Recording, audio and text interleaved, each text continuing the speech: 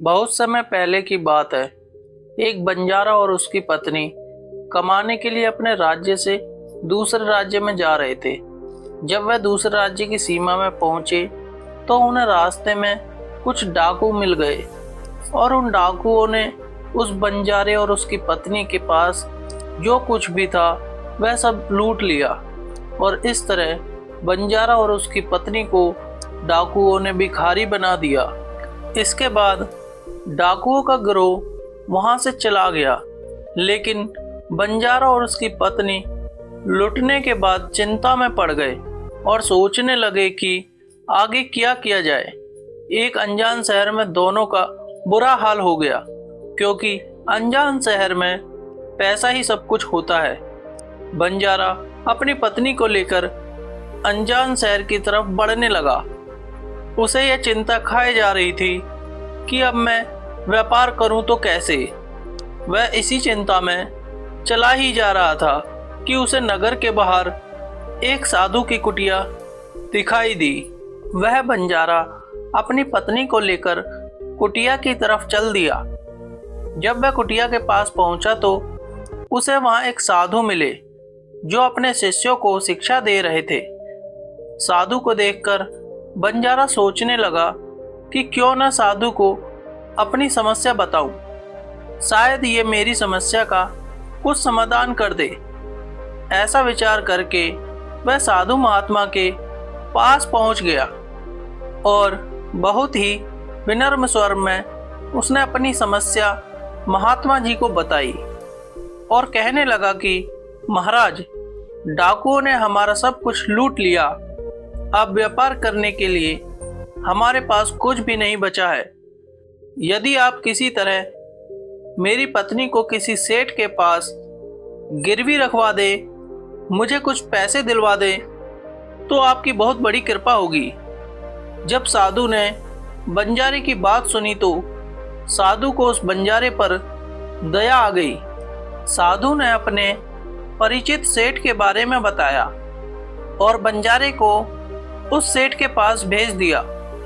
बंजारा अपनी पत्नी को लेकर उस सेठ के पास पहुंच गया और सेठ से हाथ जोड़कर कहने लगा कि सेठ जी, मुझे कुछ पैसे की आवश्यकता है। मेरे पास गिरवी रखने के लिए और तो कुछ नहीं है, बस मेरी पत्नी है। आप मेरी पत्नी को गिरवी रखकर मुझे कुछ पैसे दे दीजिए। मैं उन पैसों से व्यापार करके जल्दी ही आपकी रकम ब्याज सहित वापस कर दूंगा और अपनी पत्नी को आपसे छुड़ा लूंगा। तब तक मेरी पत्नी आपके दिए हुए पैसों में आपके पास गिरवी रहेगी। सेठ ने जब बंजारे की बात सुनी तो वह पैसे देने के लिए तैयार हो गया और सेठ ने पैसों के बदले में बंजारे की पत्नी को अपने पास गिरवी रख लिया। बंजारा सेठ के पास अपनी पत्नी को गिरवी रखकर और सेठ से कर्ज लेकर व्यापार करने के लिए चल दिया।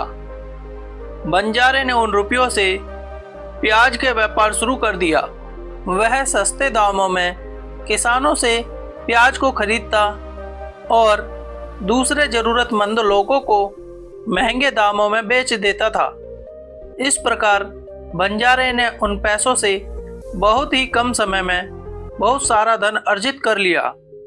अब बंजारा सेठ के पास पहुंचकर कहने लगा कि सेठ जी, आप अपना हिसाब करके मुझसे रुपए ले लीजिए और मेरी पत्नी को मुझे वापस लौटा दीजिए।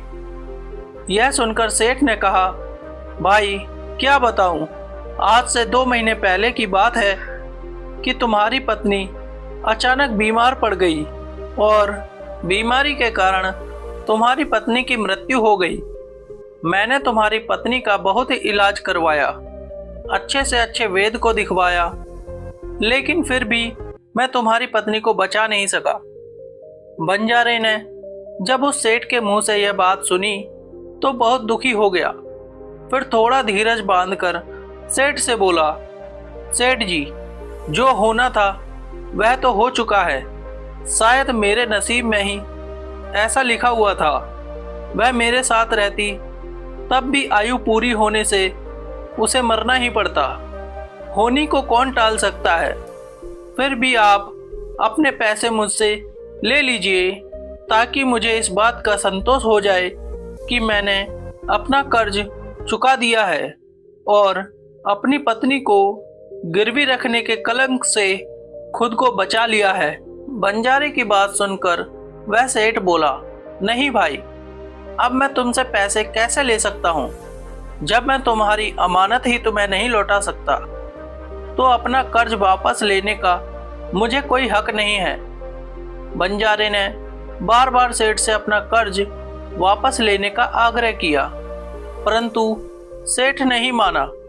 फिर उदास भाव से बंजारा वहां से निकला तो रास्ते में फिर उसी स्थान पर पहुंच गया जहां पर उन्हें साधु महात्मा पहली बार मिले थे। हमेशा की तरह साधु महात्मा चबूतरे पर बैठे हुए अपने शिष्यों को शिक्षा दे रहे थे। बंजारा भी मन की शांति के लिए वहीं जाकर बैठ गया और साधु महात्मा के प्रवचन सुनने लगा। साधु महात्मा ने जब बंजारे को देखा तो उसे तुरंत पहचान लिया और उसका हालचाल पूछने लगे। बंजारे ने पूरा घटनाक्रम संत महात्मा को बता दिया। महात्मा एक सिद्ध पुरुष थे। बंजारे की बात सुनकर साधु महात्मा ने कहा कि भाई, उस सेठ ने तेरे साथ धोखा किया है। तेरी पत्नी निश्चित रूप से जीवित है। तेरी पत्नी को उस सेठ ने अपने घर में छुपा लिया है। अब ऐसा करो कि तुम यहाँ के राजा के पास चले जाओ और राजा के दरबार में जाकर प्रार्थना करना कि राजा साहब मेरी पत्नी को सेठ से दिलवा दो, क्योंकि इस नगर का राजा बहुत ही बुद्धिमान व्यक्ति है। वह निश्चित ही तुम्हारी पत्नी को उस सेठ पर जोर डालकर दिलवा देगा। अब दरबार में ही तुम्हारा फैसला होगा। साधु महात्मा की बात मानकर बंजारा राजा के दरबार में पहुंच गया और राजा के दरबार में पहुंचकर राजा से गुहार लगाने लगा कि महाराज, मेरी पत्नी को सेठ से मुझे दिलवा दीजिए। राजा ने सेठ को बुलाया और पूछा कि क्या यह बात सच है कि बंजारा कुछ रुपए के बदले में अपनी पत्नी को तुम्हारे पास गिरवी रख कर गया था। सेठ ने स्वीकार करते हुए कहा, हाँ राजन, बंजारे की यह बात बिल्कुल सच है। राजा ने फिर कहा कि तुम इसकी पत्नी को लौटा क्यों नहीं रहे हो। राजा की बात सुनकर सेठ बोला, कैसे लौटाऊं महाराज, मैंने इस बंजारे को बता तो दिया था कि आज से 2 महीने पहले इसकी पत्नी की मृत्यु हो चुकी है। महाराज, अब मैं यमराज के पास जाकर तो इसकी पत्नी को वापस ला नहीं सकता। राजा ने पूछा, कोई गवाह है तुम्हारे पास जो इस बात की पुष्टि कर दे कि इसकी पत्नी की मृत्यु हो गई है। सेठ बोला, हाँ महाराज, इस बात की पुष्टि वह वेद अच्छी तरह से कर देगा जिसने इस बंजारे की पत्नी का इलाज किया था, और वह 4 व्यक्ति भी इस बात की गवाही दे देंगे जो इसकी पत्नी को शमशान में जलाकर आए थे। उस सेठ ने यह बात इतने आत्मविश्वास के साथ कही थी कि राजा को भी उस पर भरोसा हो गया। तब राजा ने बंजारे से कहा कि अगर तुम्हारी पत्नी जीवित होती तो हम तुम्हें अवश्य दिलवा देते। अब तो हमारी भी मजबूरी है। इस प्रकार राजा ने बंजारे को समझा बुझाकर वापस भेज दिया। बंजारा फिर से साधु महात्मा के पास पहुंच गया और जो कुछ भी दरबार में राजा और सेठ ने कहा वह सारी बातें साधु महात्मा को बता दी। यह सब सुनकर महात्मा ने कहा कि मैंने राजा को इतना विवेकहीन नहीं समझा था। मुझे दुख है कि उसने तुम्हारे साथ न्याय नहीं किया। उस राजा ने सेठ की बातों पर यकीन कर लिया और तुम्हें समझा बुझाकर मेरे पास वापस भेज दिया। अब तुम मेरी एक बात सुनो। तुम एक बार फिर से राजा के पास जाओ और उससे कहना कि सिर्फ 2 घंटे के लिए वह अपनी राजगद्दी पर मुझे बैठने का अधिकार दे दे। तब मैं राजा को बताऊंगा कि न्याय कैसे किया जाता है और न्याय किसे कहते हैं। वह बंजारा एक बार फिर से राजा के दरबार में पहुंचा और जैसा उसे साधु महात्मा ने कहा था उसने राजा से कह दिया। राजा ने बंजारे की यह बात सुनी तो यह सुनकर राजा ने बंजारे से कहा कि मुझे 2 घंटे के लिए राजगद्दी छोड़ने में कोई ऐतराज नहीं है। यदि ऐसा करने से तुम्हें न्याय मिल जाएगा तो मैं 2 घंटे के लिए अपनी राजगद्दी छोड़ दूंगा। तुम उन महात्मा को राज दरबार में ले आओ। राजा की यह बात सुनकर बंजारा साधु महात्मा के पास गया और साधु महात्मा को राज दरबार में ले आया। जब साधु महात्मा राज दरबार में पहुंच गए तो राजा ने अपनी राजगद्दी छोड़ दी। महात्मा के राजगद्दी पर विराजमान होते ही महात्मा के सामने सेठ को प्रस्तुत किया गया। महात्मा ने सेठ से पूछा कि 2 महीने पहले बंजारे की पत्नी मर गई, क्या तुम्हारे पास इस बात का कोई सबूत है? सेठ ने कहा, हाँ, मेरे पास गवाह मौजूद है। फिर राजा बने साधु महात्मा के आदेश पर सेठ के गवाह पेश किए गए। सबसे पहले साधु ने उस वैद्य को बुलाया जिसने बंजारे की पत्नी का इलाज किया था। साधु ने उससे पूछा, क्यों भाई, आपने ही इस बंजारे की पत्नी का इलाज किया था? वैद्य बोला, जी हाँ, मैंने ही इस बंजारे की पत्नी का इलाज किया था। वैद्य की बात सुनकर साधु बोले, अच्छा वैद्य, मुझे यह बताओ कि तुम बंजारे की पत्नी का इलाज करने के लिए सेठ के घर जाते थे या फिर बंजारे की पत्नी इलाज करवाने के लिए स्वयं तुम्हारे पास आती थी?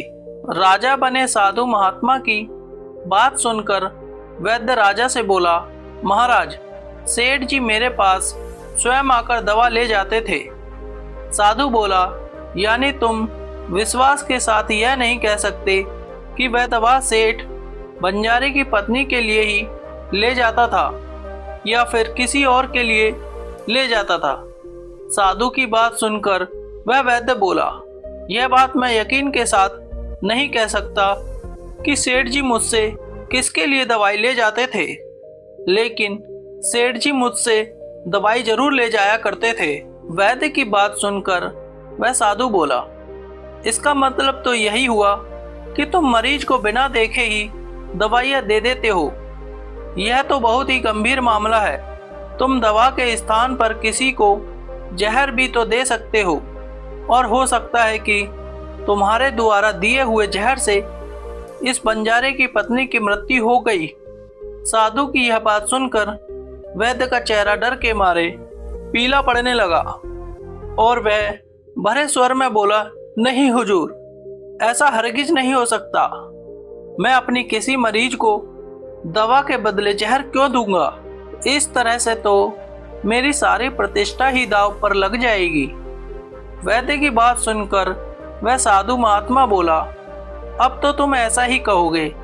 मैं तुम्हें अपने कर्तव्य के प्रति लापरवाही करने के लिए और एक मरीज के जीवन से खिलवाड़ करने के अपराध में 50 कोड़े लगाने का आदेश देने जा रहा हूँ। इसके साथ ही तुम्हारा मुंह काला करके सारे नगर में भी घुमाया जाएगा। अब तुम ही सोच लो कि सच बोलोगे या फिर मैं सैनिकों को तुम्हें गिरफ्तार करने का आदेश दूं। यह सुनकर वैद्य का शरीर कांपने लगा और वह साधु के चरणों में जा गिरा और बोला, हुजूर, मुझे माफ कर दीजिए। मैं स्वीकार करता हूँ कि मैंने सेठ के बताए किसी भी मरीज का कोई इलाज नहीं किया।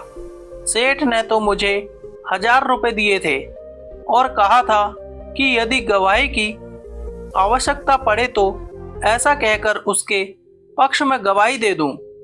बस मेरा इतना ही अपराध है कि मैंने लालच में आकर इस सेठ का प्रस्ताव स्वीकार कर लिया।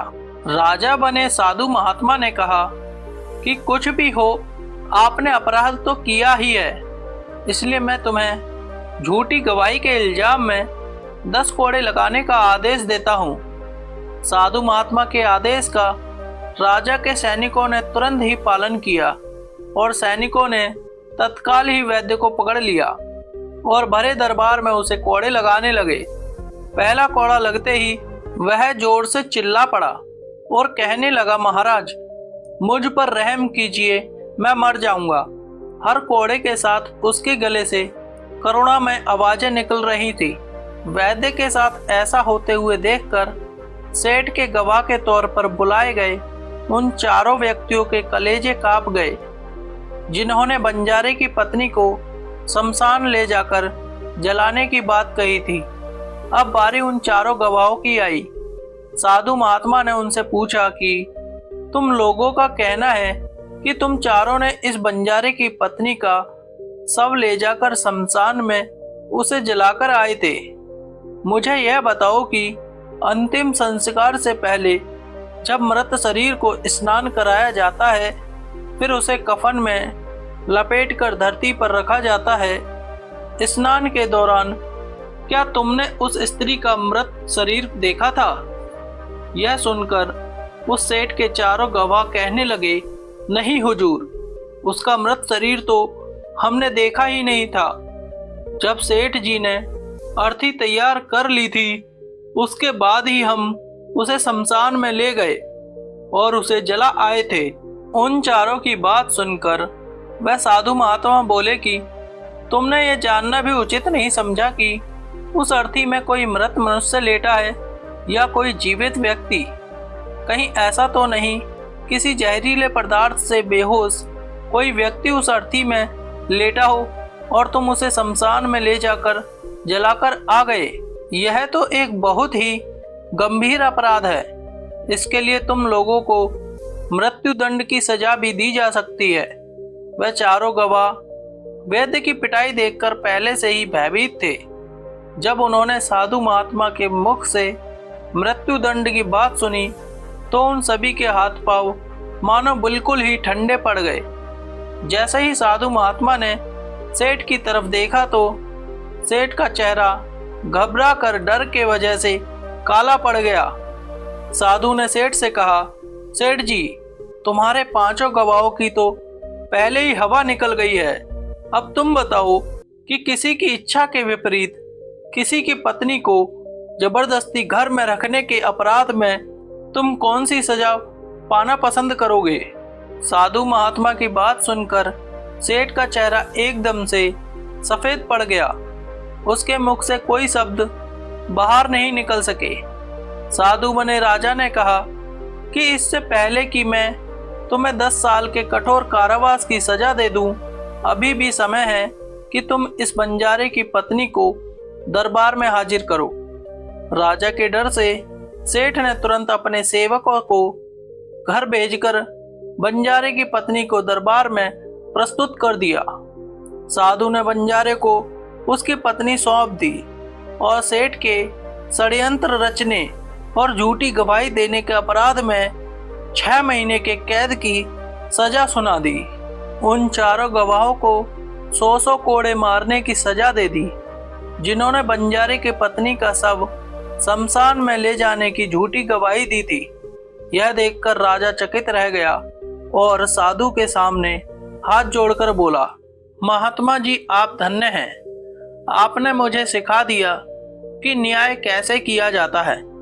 दोस्तों, कहानी अच्छी लगी हो तो कहानी को लाइक कमेंट जरूर करें और चैनल को अपने दोस्तों के साथ शेयर करें और सब्सक्राइब करें। धन्यवाद।